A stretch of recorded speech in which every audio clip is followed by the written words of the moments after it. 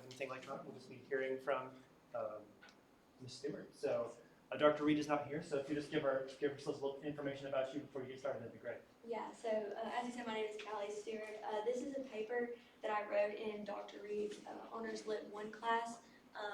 Every semester with our classes, we take some works that are considered critical works, and this paper focused on Orientalism, and it took some other works that we read in the class, and so this paper was one from that. So this is Too Passionate, the Destructive Nature of Overpowering Emotion. Passion, defined as an intense, driving, or overmastering feeling or conviction, is generally associated with a positive connotation. An individual who has a passionate love for someone else will go to extraordinary lengths to care for them and prove their love to them. People also use a passionate drive to achieve a goal as a positive force in their lives.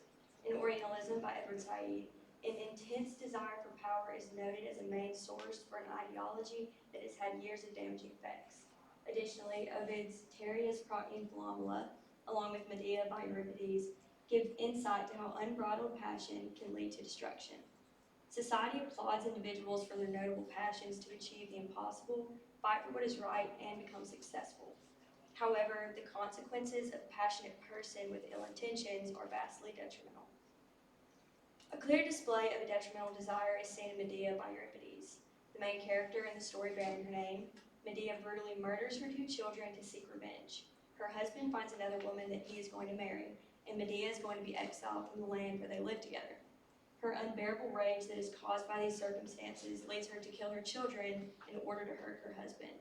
In the text, the deep anger felt by Medea overcomes all sense of logic and morality. Medea acknowledges loving her children, which makes killing them difficult, stating that when she sees that bright look in the children's eyes, she cannot bear to do it.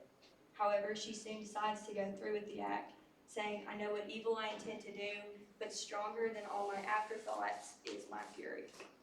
Medea's unimaginable act of murdering her children illustrates how incredibly strong feelings of resentment can override a person's morality, and passionate anger can lead to destruction. Medea's need for revenge went as far as to lead her to choose it over her children's lives. In Teresa and Philomela by Ovid, both positive and negative feelings of passion leading to destruction can be seen.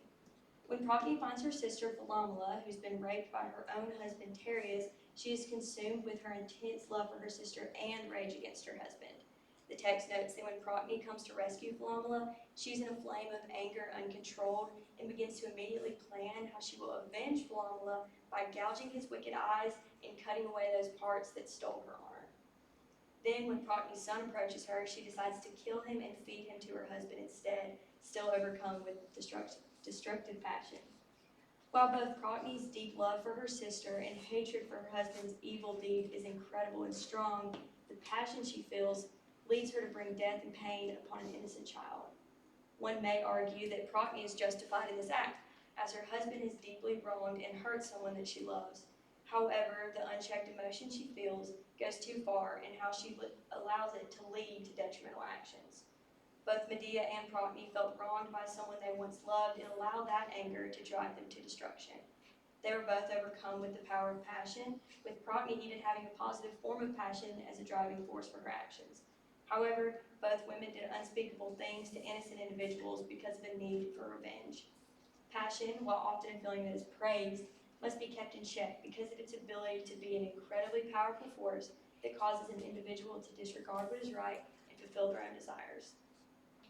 In Orientalism by Edward Said, there's a continuous theme of passionate desire for power leading to a frequently destructive view and representation of Eastern nations. Said notes that Orientalism is, above all, a discourse that is by no means in direct, corresponding relationship with political power in the raw, but rather is produced and exists in an uneven exchange with various kinds of power. These various kinds of power being referred to are power intellectual, power cultural, and power moral. This uneven exchange of power is one that was created by the Occident in order to be viewed as living the correct way. Just as passion is not always something that leads to destructive action, power can be used to drive positive actions and create healthy leadership. According to Said, however, the passionate desire for power that the Occident had over the East led to the negative result of the Occident having almost total control over how the East was viewed by the West. Orientalism in power, when we stop stereotyping people, gives a brief explanation of Orientalism and its effect on the modern world. It defines Orientalism as knowledge that authorizes and justifies the assertion of Western power over the East. Essentially, the Occident's passion for power and superiority over another people group has led to the Orient's humanity to be overlooked and culture misunderstood. Although Orientalism was written many years ago, the effects of Orientalism can be seen today as people in or from Eastern nations are still often viewed as exotic or America haters by American people. The Occident's use of Orientalism has ultimately led to deeply ingrained, harmful ideologies that have remained in practice for many years.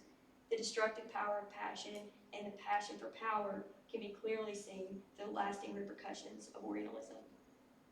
Orientalism creates a sense of power over Eastern people and nations because of the belief that what Western scholars depict in text is an absolute truth. Edward Said notes that Orientalism not only creates but also maintains a means, in some cases, to control, manipulate, even to incorporate what is a manifestly different or alternate and novel world.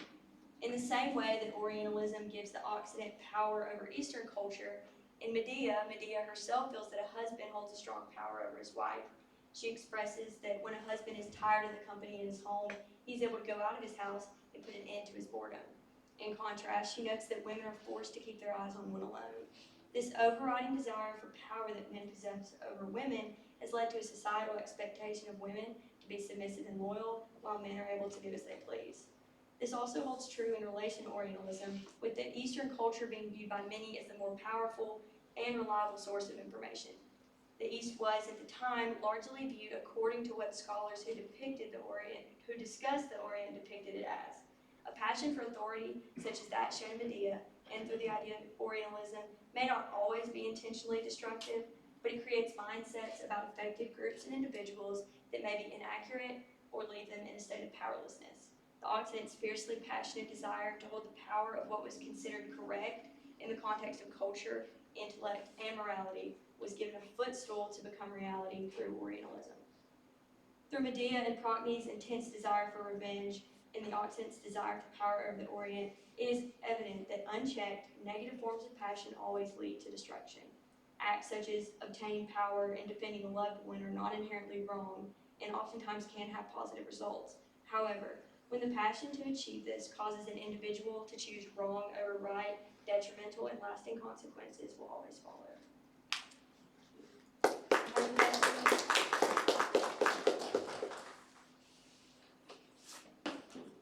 Questions for our speaker? I had one.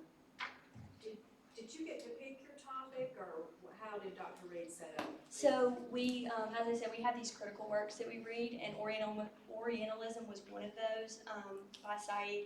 And I was very interested in the topic, kind of how he was discussing that power dynamic between nations, and I think it just really stood out to me, that idea of how passion has a force in that and plays into that. And with Medea, Teresa, Procne, the passion just kept connecting, and so that's sort of where the idea came from, and why I chose that.